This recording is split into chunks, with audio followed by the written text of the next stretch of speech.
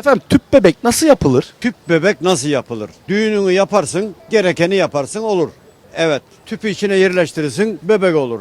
Tüp bebek Allah'a dua edeceksin ondan sonra yapacaksın. Maket spermi şey yapıyorlar nasıl yapıyorlar ben de bilmiyorum. Tüp bebek nasıl yapılır? Tüple yapılır. Direkt tüple yapılır. İçine gaz da doldurulur. Hatta benim bir arkadaşım var. İçine gaz doldurdu ve çocuğu bu şekilde yapmış oldu. Gaz kaçağı da var. Çakmakla falan herhalde kontrol ediyor. Tehlikeli bir şey. Kimse kalkışmasın. Yani köpükle yapmanızı daha çok tavsiye ediyorum. Sonuçta kadın doğumcuya gidiyorsunuz. Hem sperm hem de yumurta veriliyor. Yumurta toplama işlemleri yapılıyor. Onları mı anlatayım? Tamam, ondan sonra da onlar dışarıda dölleniyor. Daha sonra da anneye transfer ediliyor. Tüp bebek tıbbi uzmanların desteğiyle yapılır. Sperm alınıyor. Evet.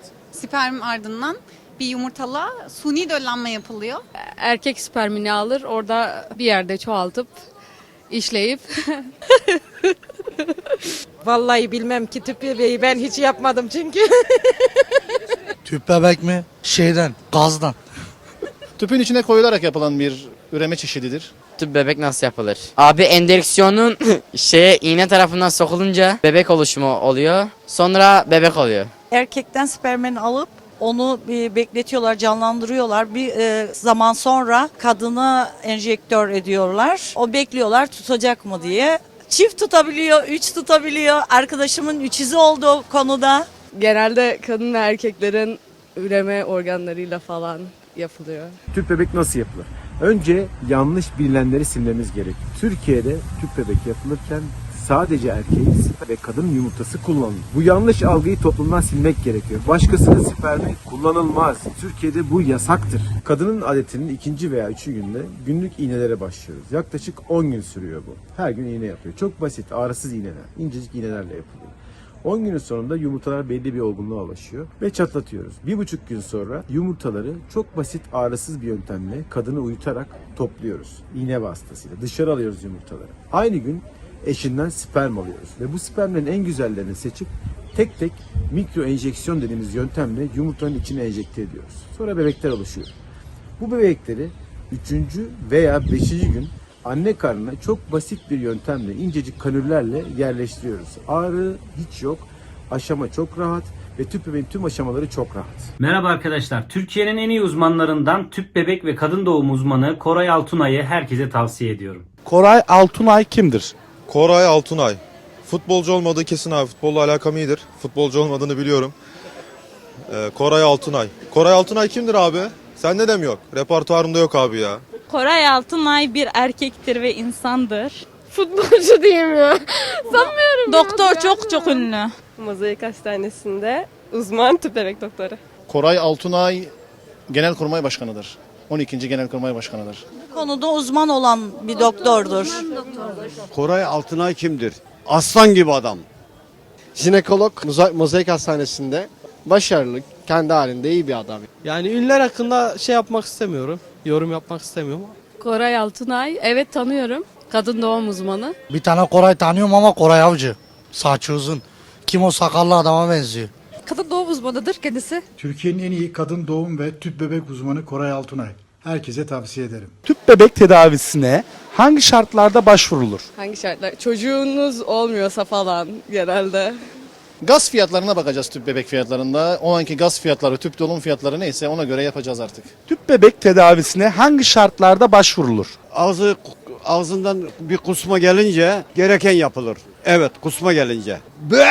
Bence en güzeli gaz kontrolü yapılması gerekiyor. Çünkü sonuç olarak tüple yapılıyor ya. O yüzden gaz en önemli önser. Adam haklı. İmam nikahı olması lazım. Ondan sonra devletin verdiği nikah olması lazım. Öyleyse tamam olur. Genelde normal yollarda bebek olmayınca anne ve baba olmak isteyenler deniyor diye biliyoruz. Tüp bebeği yapalım abi. Tüp bebek hangi şartlarda olur? Abi bir erkekte sıkıntı çıkarsa veya tam tersi Allah yaratmış kadında sıkıntı çıkarsa bir şekilde yani bunun çaresini bulmuşlar tıpta. Halledilebilir yani. Yani kısır olunca, bebek doğuramayınca vuruluyor. Çocuğu olmayanlar da abi. Çocuk olmuyorsa herhalde. Kimde olup olmadığını bilmek gerekiyor önce. Tüp bebek tedavisine çocuk olmadığında başvurulur. Katılıyorum. Sevgili kardeşlerim, Türkiye'nin en iyi uzmanlarından tüp bebek ve kadın doğum uzmanı Koray Altunay'ı herkese tavsiye ederim. Sizce tüp bebek tedavisinde cinsiyet belirleyebilir miyiz? Hayır belirlenmez çünkü yasa dışı bir şey. Ben söyledim evet belirlenmez. Hayır. Belleyemezsin abi. Allah'ın bir hikmeti abi. Tüp bebek tedavisi cinsiyet belirleyemeyiz abi. Ya teknoloji o kadar gelişmedi ya. Allah Teala'nın kanunları var. Bu kanunları da herkes yani insanoğlunun da bir haddi sınırı var. O kadarına daha erişemediklerine inanıyorum yani. Tabii ki belirlenir. Annesiyle babasından bir şey alınır, kan alınır. Bence belirleniyor. Belli bir sürede seçebiliyorlar herhalde. Ama önemli olan hayırlısı olsun kız veya erkek. Belirlenmez bence. Belki. Hayır belirleyemeyiz. Hayır ya. Evet galiba. Tıp gelişirse her şeyi yaparız. Türkiye'nin en iyi uzmanlarından tüp bebek ve kadın doğum uzmanı Koray Altunay hocamı herkese tavsiye ediyorum arkadaşlar.